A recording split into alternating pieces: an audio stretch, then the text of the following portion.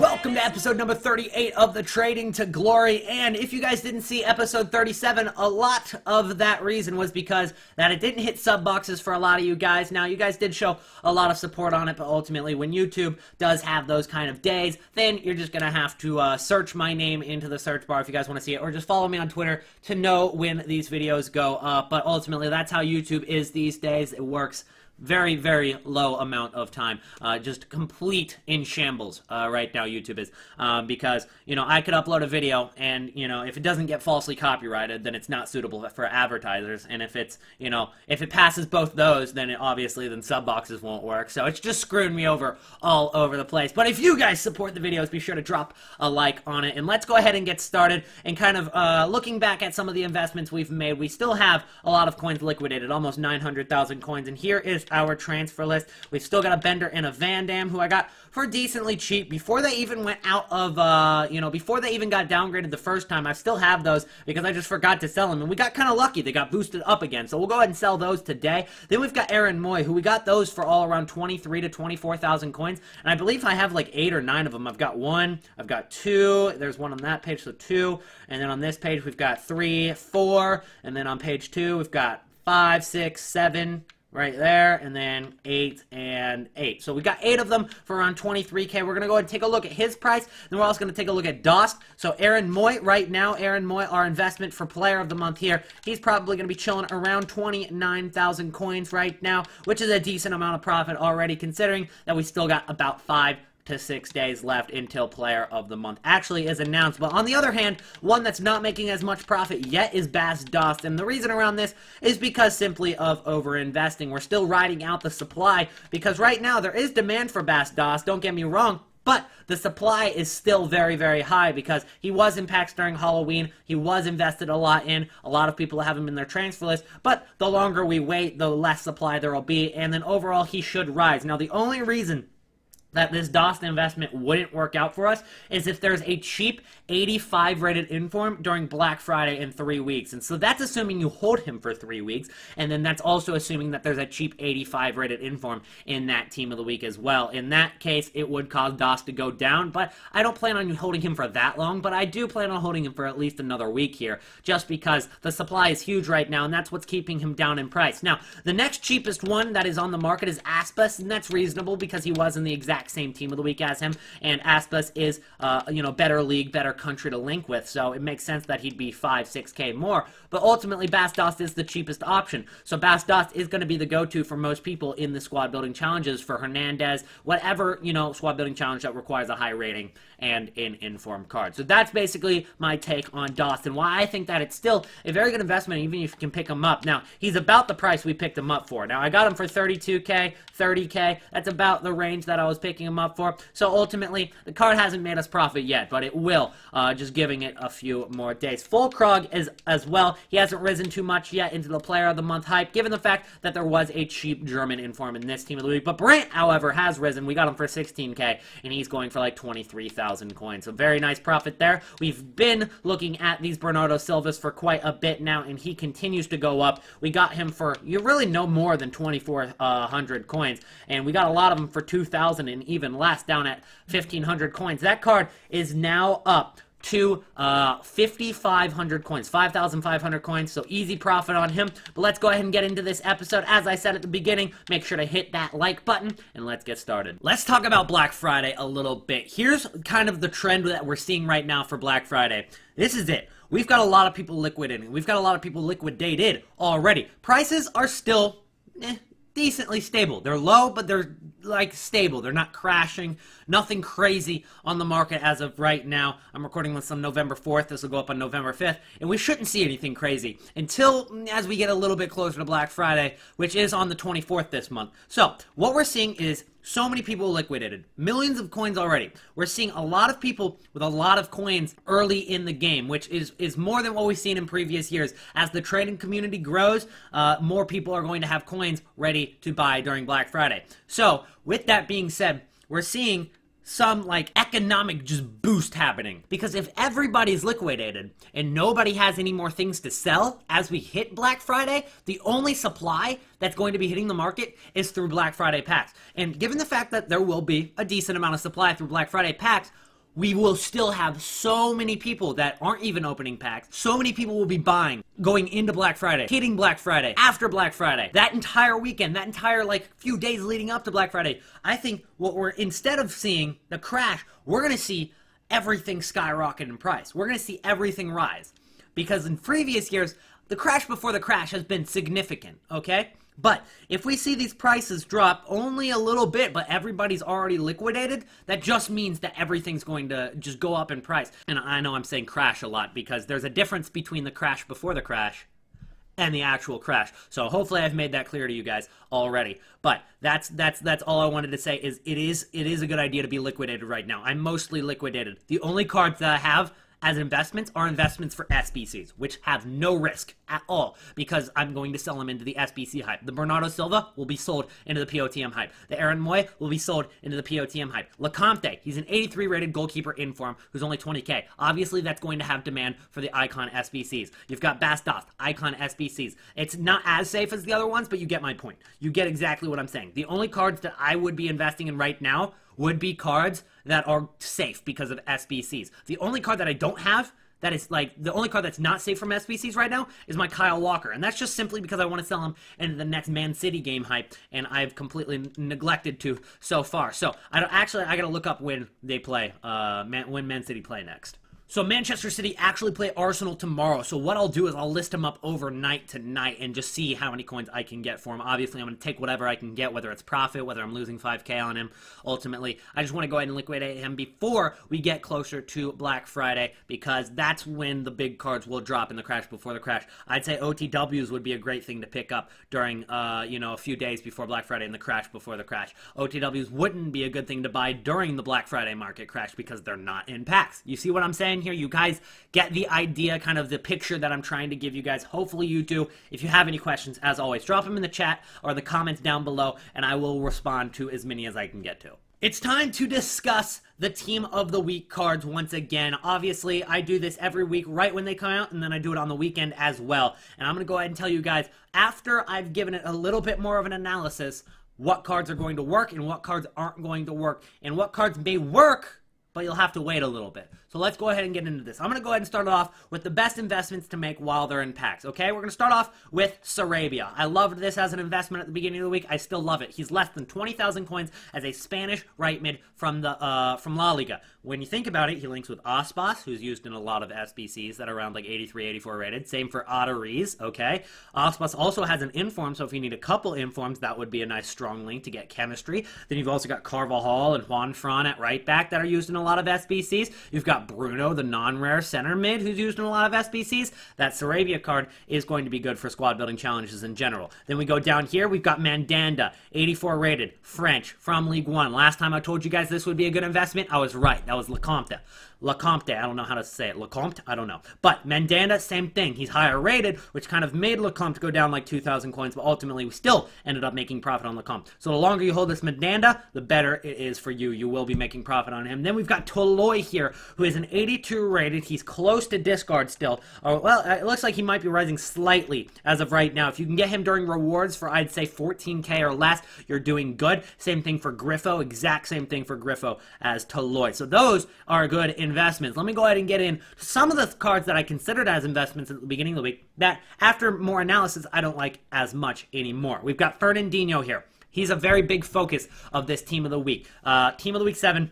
I think he's probably the card that everybody wants in their weekend league squad the most. Obviously, Mertens is big, Higuain big, but Fernandinho especially because he's kind of affordable as an 84 rated. He's 150, 160,000 coins. But let's go ahead and take a look at what another Brazilian from Manchester City inform that was 84 rated did just recently, okay? Gabriel Jesus, the striker from Man City. Super, super hyped up. But that's the same thing that Fernandinho is right now. Super, super hyped up. A lot of people invested in that card on Saturday, on Sunday, on Monday, on Tuesday, while he was still in packs, which is normally a better time to buy the informs. But he followed that up with Halloween. And during the Halloween promotion, he dropped in price. People didn't expect the Halloween promotion to actually affect his price, but it did. And he dropped to lower than what he was while he was in packs, which ultimately made, after he was out of packs, a better time to buy him. So, what are we going to see with Fernandinho? It's the same thing. We got to learn from what we made. I mean, we didn't really make a mistake with Jesus. Obviously, I didn't buy any. But we got to learn from what happened in the past and kind of apply that to right now. Fernandinho is the exact same kind of card that Gabriel Jesus is. Maybe not as hyped up given the fact that he's not a striker, but ultimately used in a lot of weekend league squads, and a lot of people are investing in this card. We've got Black Friday hype coming up.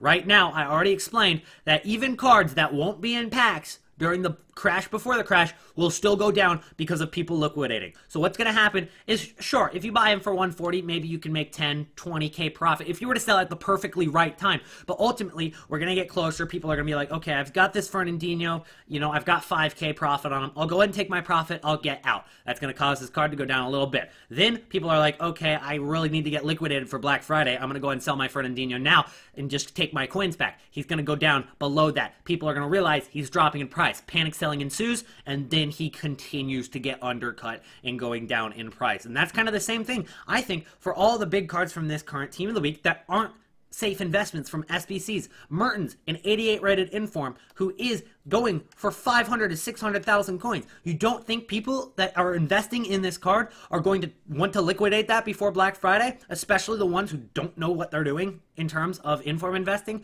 And the same thing for Higuain and Cavani, especially Higuain, because he's such a high rated inform, but ultimately he is kind of cheap right now. Like for a 90 rated inform, not in terms of cheap for Higuain, because he's always cheap when he gets an inform, but in terms of a 91 rated inform, a lot of people probably have invested in that card simply because of the fact that he's 91 rated in inform, and they're going to go ahead and do the exact same thing as I explained with Fernandinho.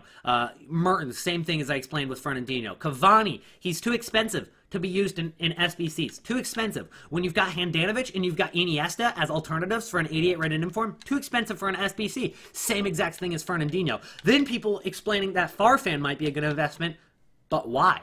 Why would he be a good investment? He's Peruvian. Who are you going to link that with? Nobody. Then he's also from the Russian league. Who are you going to link that with?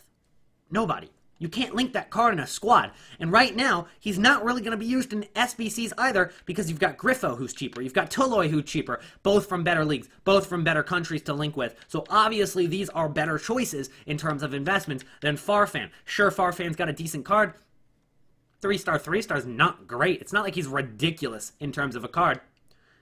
That card's not a good investment. He simply won't go up unless there was like a Russian league inform needed for something. So he's not going to go up. One more card I want to talk about is Kolasinac, who is a little bit more in the middle. He's not like a good investment. He's not a bad investment. I'm not going to be buying him. But ultimately, he is one of the best left backs in the Premier League. But the same thing. He's obviously not going to be used in SBCs. He's too expensive even for Premier League informs to be used in Player of the Month SBCs. And given the fact that Arsenal player is not going to win Player of the Month this year, it's going to be a Man City player, I can't see this, you know, at all having even a chance of getting hyped up into Player of the Month. So you got to be very careful with that card if you want to invest in him. I'd say if you find profit, take it immediately, but there are better investments that are safe from squad building challenges, and the same thing for MARQUEE. I think I excluded him out of good investments, but I like MARQUEE as an investment. He's an 82 rated left back from League One. He's also Brazilian. That really helps. It links with, you know, Perrin, obviously, on a weak link. It links with Marquinhos on a strong link. It's going to link with Hilton, who's another inform on a strong link. It's going to link with Gustavo, who's another inform and another high-rated gold card on a strong link. So that card's going to be used in a lot of SBCs in the long run. The more you pick up, I think you'll be good to go. He's less than 20,000 coins right now. So yeah, that's basically my full analysis of Team of the Week now completed. If you guys saw my Wednesday analysis when they actually dropped into packs, then you kind of understand what I'm saying with this Fernandinho and how I was like, okay, yeah, that card will be seen in a lot of weekend league squads, maybe a good investment. But now I'm turning against that just because of what we saw with Gabriel Jesus. We've already covered a lot of information in this episode, but I want to continue with a lot of new stuff that can help you guys out. And one thing is going to be a website known as FootBin. I've explained this in previous episodes, but I want to stress it now because there was a big FootBin update last week, and there's a lot more features that we saw in FIFA 17 that have been implemented for FIFA 18, so we're going to go ahead and take a look at that now. So right now, what we're focusing on here is going to be a market index, essentially. Now, there was something called import, where you can import your club and check that out. I haven't used it yet, but a lot of people like that, so you can check that out as well. But we're going to be focusing on market up here. So you can look at the index 100 here, and basically this gives you a really good kind of idea on what times of the day are better for buying cards, and then if you want to be more specific, so if you want to look at gold cards, you want to look at silver cards, ones to watch, special cards, icons, you can do that. You can go ahead and take a look at icons. So we're going to go and focus mostly on icons here, and we're going to look at the daily graph. So this is basically the fluctuation of prices in general. This is giving you the trends. This isn't giving you like an exact price. Obviously, this is based off of an index, so you're not going to get the price of players. I mean, if you scroll down, you can see the price of players, but that's not what I'm talking about. I'm talking about the index right here. So you can see when prices were high, when prices were at their lowest, and that does help out a lot. It kind of gives you an idea. Okay, here was when the Halloween promotion started, and they were really, really low in price, and then as you can see, icons have started to recover in price very significantly. Now the index is up to 105, when at one point it was down to about 97.6, which is very, very low in comparison to what it's been normally. So right now, all the prices are really, really high. But if you take a look at the hourly graph right here, you can get a really good feel for what time of day are prices going to be the best for you on a specific console. Now here's the deal. Whether you're on Xbox, PC, or PlayStation, it doesn't matter what console you're on. The trends are all going to be the same, because we all have Weekend League, we all have the same squad building challenges, we all have the same promotions. No matter what console you're on, the trend of the card should be about the same. Obviously, it might vary slightly just because there's more users on PlayStation, there's less users on PC, so there is going to be slightly different variations, but overall, the prices are going to be very, very similar on all of them, or the trends will be very similar. The prices could vary, but the trends are very similar. So when I talk about what the price trend is on Xbox, just assume the same thing for PlayStation, because it will be about the same thing. So what we're going to do is we're going to take a look at prices throughout today, which is going to be Saturday. So right here, as you scroll through the day, you can see the different peaks and troughs of the index right now, and as we get later into the night, it's kind of lower, and early morning, it looked like it was very, very high early morning at about 106.5. Later in the day, kind of the afternoon right here, you can see it's only 103. So overall, the prices of icons in the game are cheaper in the afternoon. So we kind of get that feeling here. It looks like in the afternoon they're a lot cheaper. In the morning they're a lot more expensive, and then you can kind of confirm that. You look at yesterday, see what the prices were yesterday morning. So in the morning, as you can see, 105 on Friday morning at 2 a.m. UK time. You scroll into the afternoon, and 102.92. So definitely was lower in the afternoon. You get later into the night, earlier in the morning here. This would be very late night for you guys in the UK, maybe like early morning for you guys in like Netherlands and Germany, and that's the time to sell. Looks like that's the time where it hits its peak. Let's go and take a look at Thursday. So you're looking at early morning. You got 99.6 at about 4 a.m. UK, and then you got 97.84 right in the afternoon there. And then as you get later in the night, it rises up again. So basically what you can kind of confirm here is what time of day do you want to be buying? What time of day do you want to be selling? That's a really important factor when it comes to investing and trading. You can make flips within a 24-hour period several different times. You can flip a card, buy it here at, you buy it right here at its trough on, in the afternoon, and then you go ahead and flip that card even just hours later.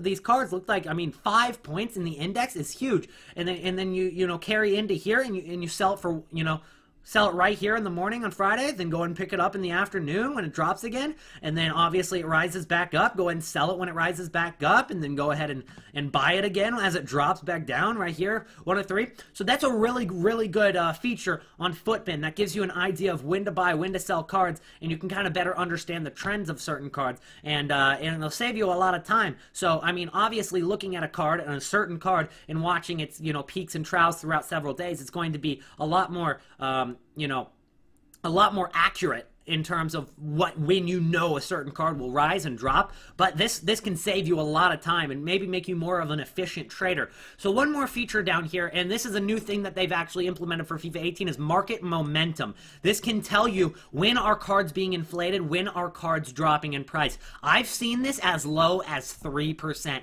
during big market crashes. So when it's down to 3%, when it's down really, really low, that's when you buy. Obviously, the market is absolutely crashed. You buy then. If this is at 65%, you're not going to be wanting to buy. Even if it's like honestly over 50%, you wouldn't be wanting to buy. Right now, it's stable. Market is chilling. Now, it's a little bit below 50%, which 50% in general would be like the most stable it could be. But overall, if it's between 40 and 55, that's pretty normal. Now, if you get below 40, that's pretty low. If you get above 60, that's really, really high. And then you can take a look here and see which certain cards, according to your console, are up and which cards are down. So if I wanted to take a look at PlayStation, if I'm on PlayStation, which I'm not, I can take a look at this and see that Alessandro Nesta is down right now, 12.5% from what his card normally is. So we'll go ahead and take a look at this trend here. So he's 499K on Xbox, he's 541K on PlayStation. We're looking at PlayStation, and as you guys can see,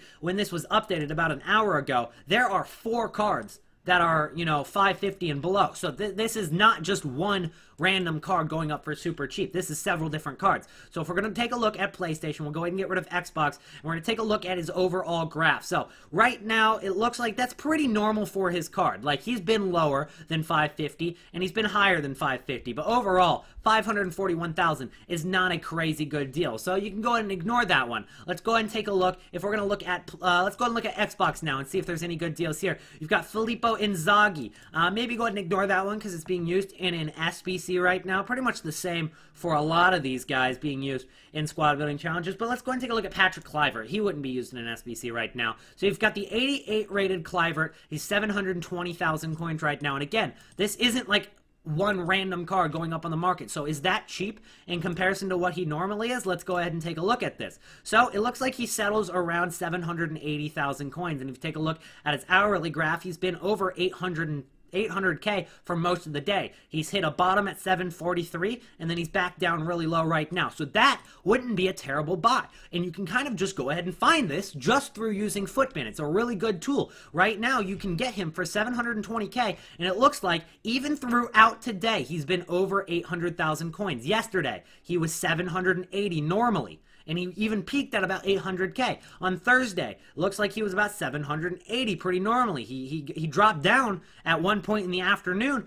and as we mentioned, right in the afternoon is the best time to buy cards. And then, you know, early in the morning, 805K. And you're telling me you can't flip that card? You can easily flip that card. Over a course of 24 hours, you could make easily several dozen thousand coins on a Kluivert here. And it's a really good tool to use this market index icons here to do so. And obviously, I'm just using icons as an example. This works for ones to watch. This works for special cards in general. It could work with gold cards. I haven't really used it as much for gold cards this year, but ultimately I have been using it for icons, ones to watch, and special cards. And even though I haven't like invested in icons yet this year, I have already got a really good feel for when I buy, when I sell, and what I'm going to do with these icons, which icons I want to do, which icons I want to buy, essentially with my investing and trading. And I figured all this out through FootBin. I didn't even have to get on the market myself to do this. I found out all this information through the data on FootBin.com. And before you guys ask, why are you promoting FootBin so much? I'm not sponsored by them. I genuinely really like this site in terms of trading and investing. It's a great tool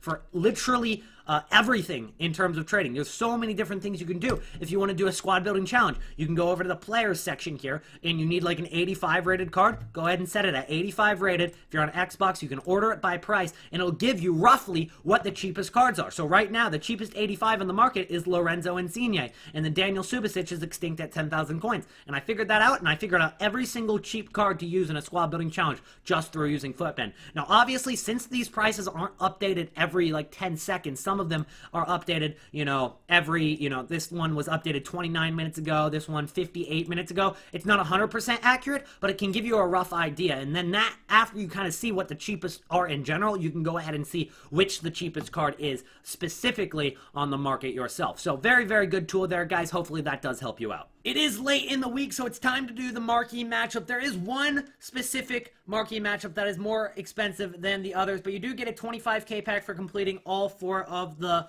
squad building challenges within it, and you do get some decent packs within it. So you get a 15K pack for Dortmund v Bayern, you get a premium Electrum players pack for Genoa versus Sampdoria, you get a 25K pack for River Plate versus the Boca Juniors. So if you were to do any of them, do this one. It's actually super duper cheap, and you get a 25K pack, but the expensive one is going to be Copenhagen versus Brøndby, which gives you a rare consumables pack. I'm sorry if I didn't pronounce those right, but that's obviously not going to make you profit if you were to just do the Copenhagen squad building challenge. But since you do get a 25k pack in return, I thought I'd do it just for the video. So let's go ahead and submit these squads. For Dortmund versus Bayern, I used this as my squad, so I went with a full Bundesliga defense and goalkeeper, and then went with a Schalke strong link there. Then we got a strong link for between Marseille there, a couple of League on players for the rest of the squad. Gets us 90 chemistry, 79 rating, just what we need. So let's go ahead and submit that for, as I said, gives you a 15k pack for that one. Genoa versus Sampdoria, you're going to need 6 Calcio players, 2 players from either Genoa or Sampdoria.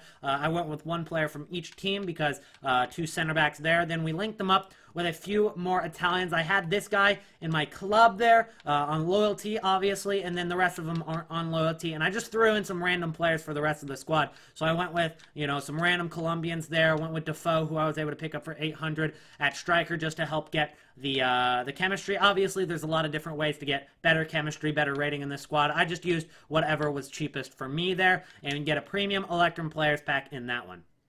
Then River Plate versus Boca Juniors gives you 6 Argentina players. You only need to use 1 player from either team, and then you need 6 gold players. So considering you get a 25k pack and you only need 6 gold players, you're pretty much guaranteed to make profit. So here's what I went with. I actually went with, looks like, yeah, 6 gold players as well. I went with some random player that I had in my club that was really low rated because I didn't need any more gold players or any more chemistry. So I went with Lux. He's our only player from River Plate or Boca, and he gets one of the golds out of the way. The rest of the players there on the defense, mostly silver there, and then we went with this guy who is gold from the that would be from the Argentinian League. And then I have 1 Argentinian who isn't from the Argentinian League, and that's going to be Piatti, the most expensive player in the squad, for 800 coins. Linked him with a couple of Espanyol players to get more chemistry. As you can see, pretty easy 25k pack. Even if you don't do all the marquee matchups, make sure to do that one. Then Copenhagen versus Brøndby. That one is the expensive one. It's also a little bit difficult. So here's what we did here.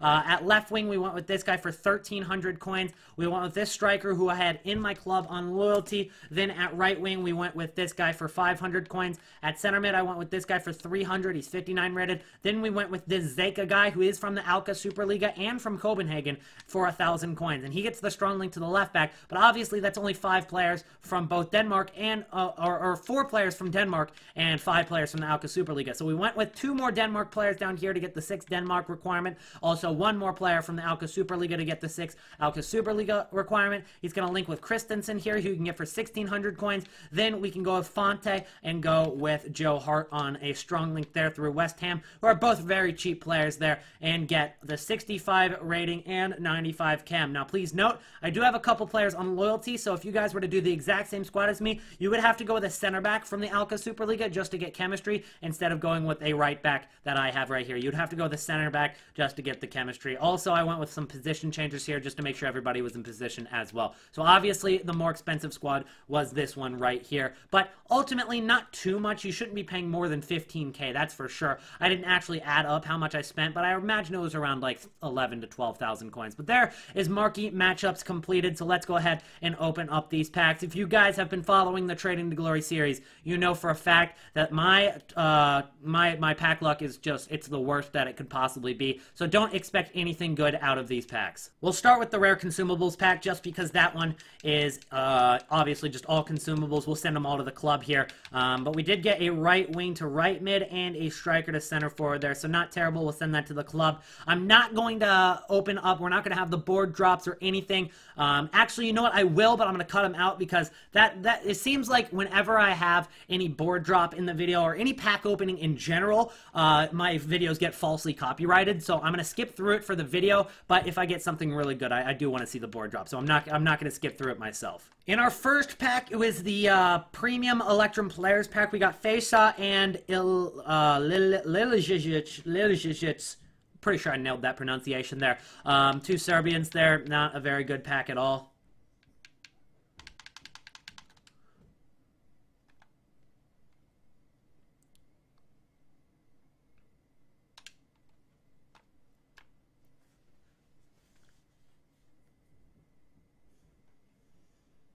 No board drops, man.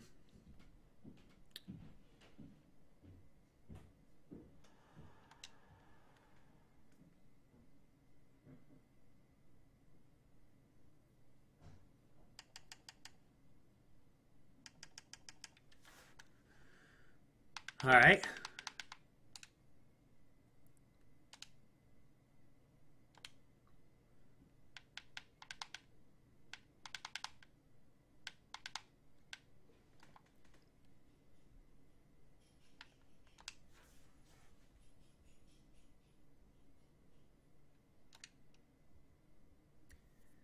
Come on, EA. Hook me up. Oh, that was a board drop, I think. Here we go. Board drop. Come on. Come on. Spain? Who's that? Right wing? Okay. In the 25k pack, we actually did get a board drop, which is very, very rare to see for myself. It's Pedro, who goes for like 5,000 coins. It really cheap 84, but I'm not going to complain. If I pack any 84, I am happy. Oh, 2 board drops in a row. Come on. Strootman. Another 84. Hey, we'll take it. We'll freaking take it. I don't care. We're gonna go ahead and finish on that note. If you guys did enjoy, be sure to drop a like and subscribe to the channel if you are new. This was a definitely longer episode. We had a lot to talk about with Black Friday. We did the marquee matchups. We talked about a lot in this video, so hopefully it does end up helping you guys out. I'll see you guys in the next episode, but before we go, I want to go ahead and explain that this wasn't the ultimate Black Friday market guide. Now, I know that I did talk about Black Friday quite a bit, but this is nothing compared to what you will see in the ultimate Black Friday trading guide. I will have everything in that video, so be on the lookout for that. Also, if you guys want to see a Tech Avion trading method video, just all about Tech Avion, it's a French trading method, kind of secluded into the French trading community, and a ton of them know about it. All the French viewers know about it, but it hasn't really leaked into the English community yet, and I've been trying it out. It works well, so let me know in the comments below if you guys want to see a video on that. I don't think I have anything else to say other than check out the social medias down there. Also, I'm going to pin a comment down there. It'll have my Discord link, so if you guys want to be in the trading Discord, we almost have 2,000 people in there already, which is dope. You guys can join it down there. I'll see you guys in the next video. Peace out.